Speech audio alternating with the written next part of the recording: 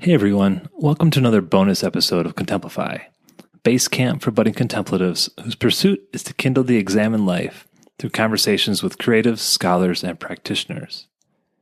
And it's graduation season. It's all too likely that someone in your circle is graduating from an esteemed institution, be it a university, local high school, or kindergarten. And with graduations come graduation speakers, politicians, celebrities, teachers, authors, or that one guy who did that one thing. I was trying to imagine who I would like to see give a graduation address that would be a little more off the beaten path, one that would not cater to a limited view of success or climbing that slick ladder of self-interest. Bill Murray immediately jumped to mind. Alice Walker came closely second, then Lao Tzu. Obviously, Lao Tzu has not been taking any personal speaking gigs these last 2,500 years.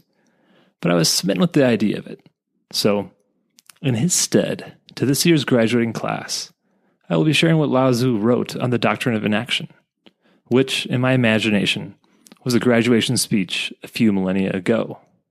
My thanks to Lionel Giles for this translation, and for it being old enough that it is in the public domain, so I can present it to you, the graduates. This is the Contemplify podcast, where we kindle the examined life through artful musings on contemplative masters. Each episode delivers a subtly intoxicating exchange on the contemplative lifestyle. Contemplify. Before we jump in, a term that appears in this address that you may or may not be familiar with is Tao. Webster's dictionary defines Tao as the unconditional and unknowable source and guiding principle of all reality as conceived by Taoists, or the process of nature by which all things change and which is to be followed for a life of harmony.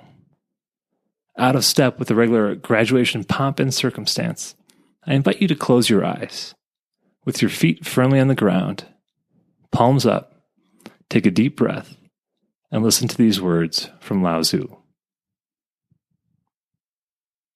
The sage occupies himself with inaction and conveys instruction without words.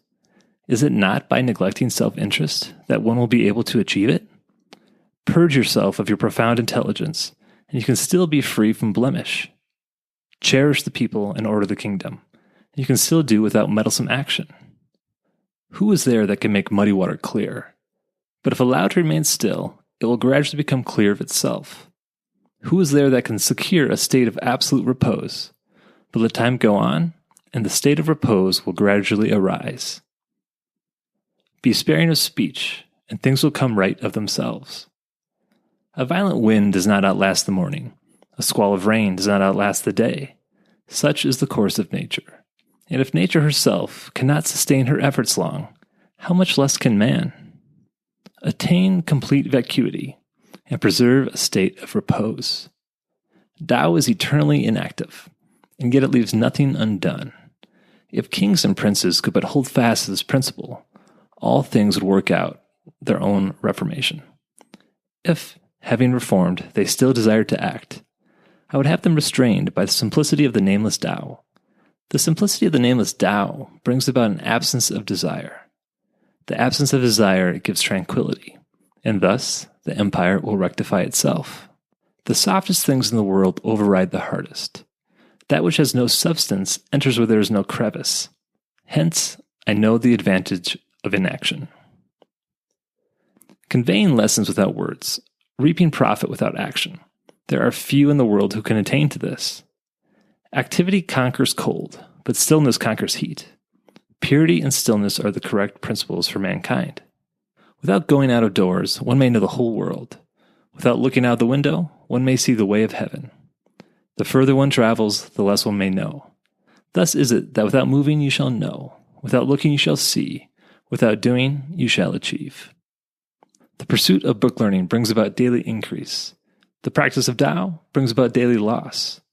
Repeat this loss again and again, and you arrive at inaction. Practice inaction, and there is nothing which cannot be done. The empire has ever been won by letting things take their course. He who must always be doing is unfit to obtain the empire. Keep the mouth shut. Close the gateways of sense, and as long as you live, you will have no trouble. Open your lips and push your affairs, and you will not be safe to the end of your days. Practice inaction. Occupy yourself with doing nothing. Desire not to desire, and you will not value things difficult to obtain.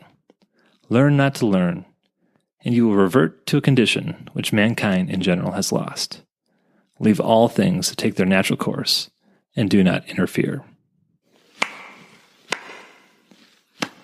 Graduates, I wish you well as you become titans of inaction.